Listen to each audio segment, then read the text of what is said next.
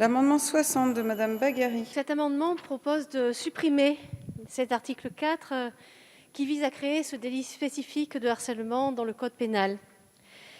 Premièrement, c'est une disposition qui n'est pas de nature à répondre aux mécanismes connus de harcèlement scolaire, qui sont les effets de groupe puissants auprès de mineurs qui ne disposent pas encore des capacités de discernement suffisantes et qui se retrouvent dans tous les établissements scolaires, dans tous les milieux. De surcroît, il risque de fragiliser le droit positif, qui est déjà capable d'apporter des réponses adaptées en fonction de la gravité des situations, en s'appuyant sur les deux piliers.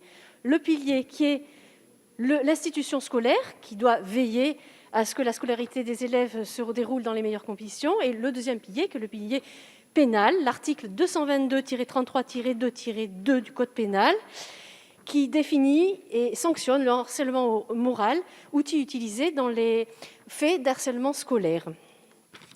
Il est d'ailleurs cité dans le protocole de traitement des situations de harcèlement dans les collèges sur le site mis en ligne par le ministère de l'Éducation nationale.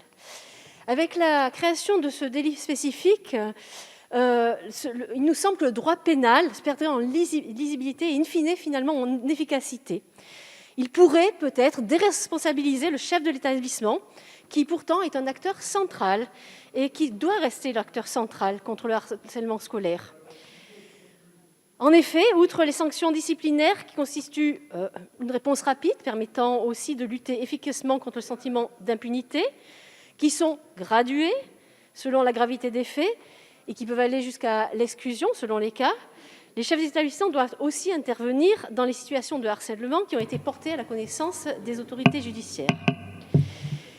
Il est donc proposé de supprimer cet amendement qui ne protège pas les victimes, qui ne répond pas aux mécanismes de violence et ne donne pas sens à la sanction et surtout qui risquerait de